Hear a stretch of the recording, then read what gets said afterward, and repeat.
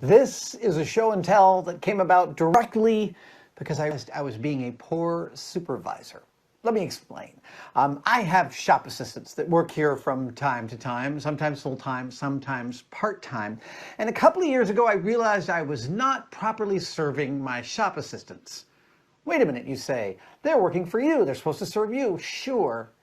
I get that, but I also have a philosophy here in that I don't consider being my shop assistant a permanent position. I want people to come in and work for me and then go on and do other great stuff.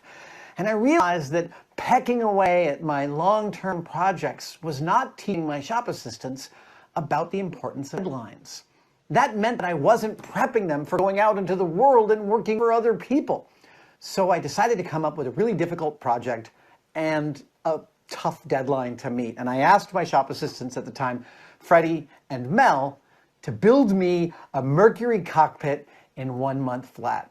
They could use any techniques they wanted. The blueprints of these are actually obtainable on NASA's website. You can find the layouts of all the instruments and the lighting panels and every information piece that you could possibly want. And they set out to do it. And I would say that I've unleashed this kind of X-Men version of my shop assistant, Mel. They went all the way down the rabbit hole with this. And the replica that they and Freddie came up with is a masterpiece. This thing is so beautiful. Includes working lights and switches. Some of these switches actively activate different parts of the device. The gauges don't have needles because I hope someday to actually add servo-driven needles so that we could turn this whole thing into a flight simulator. But the thing that really sunk into me when I first sat down in front of this panel, as you are kind of doing right now, is just how small and homegrown it feels. So this is a replica of the Friendship 7 cockpit. This is the capsule that took John Glenn, the first American to orbit the Earth from space. This is the cockpit that he used while doing that. And it betrays all this evidence of how early in NASA's history this was.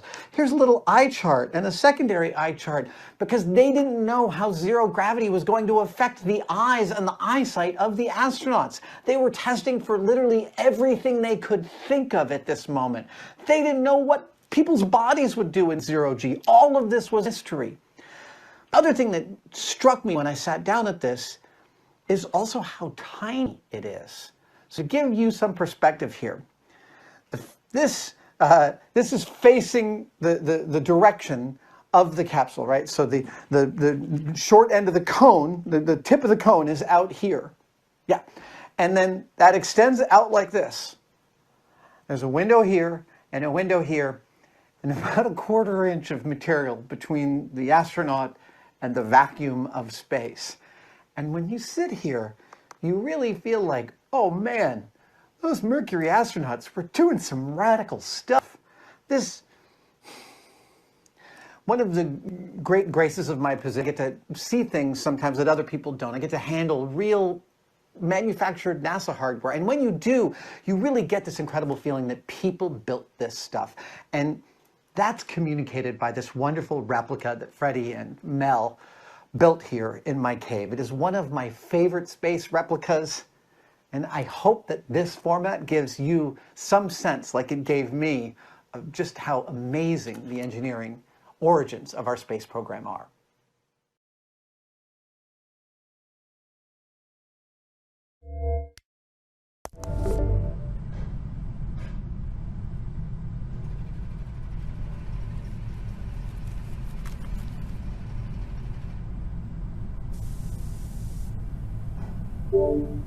Yeah.